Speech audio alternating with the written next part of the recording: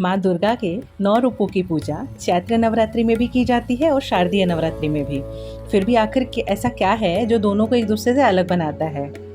गृहस्थ लोगों के लिए साल में 2 बार नवरात्रि का पर्व आता है। पहला चैत्र के महीने में, जो कि अभी आने वाला है।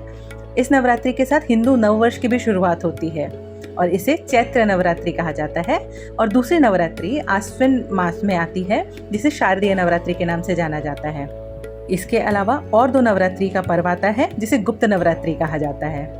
कहा जाता है जब धरती पर महिषासुर का आतंक काफी बढ़ गया था और देवता भी उसे हरा पाने में असमर्थ हो गए, तब उन्होंने माता पार्वती को प्रसन्न कर उनसे रक्षा का अनुरोध किया। इसके बाद माता रानी ने अपने अंश से 9 रूप प्रकट किए, जिन्हें देवताओं ने अपने शस्त्र देकर शक्ति संपन्न किया। ये क्रम चैत्र के महीने में प्रतिपदा तिथि से शुरू होकर 9 दिनों तक चला। तब से इन 9 दिनों को चैत्र नवरात्रि के तौर पर मनाया जाने लगा। और शारदीय नवरात्रि में देवी दुर्गा ने आश्विन के महीने में महिषासुर पर आक्रमण कर उससे 9 दिनों तक युद्ध किया और 10वें दिन उसका वध कर दिया। इसलिए 9 दिनों को शक्ति की आराधना के लिए समर्पित कर दिया गया। क्योंकि आश्विन मास में शरद ऋतु का प्रारंभ होता है, इसीलिए इसे शारदीय नवरात्रि कहा जाता है। मान्यता है कि चैत्र नवरात्रि की साधना आपको मानसिक रूप से मजबूत बनाती है और आध्यात्मिक इच्छाओं की पूर्ति करती है।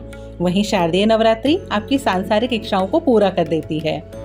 चैत्र नवरात्रि के दौरान कठिन साधना और कठिन व्रत का महत्व है, जबकि शारदीय नवरात्रि के दौरान सात्विक साधना, नृत्य, उत्सव आदि का आयोजन किया जाता है। दोनों ही नवरात्रि अपनी जगह पे उतने ही अहम हैं। एक नवरात्रि के बाद यानी कि चैत्र नवरात्रि के बाद राम जी का जन्म हुआ था और एक नवरात्रि के बाद आश्विन महीने में राम जी ने रावण का वध किया था। दोस्तों, आप सबको आने वाली नवरात्रि की, चैत्र नवरात्रि की बहुत बहुत शुभकामनाएं। धन्यवाद।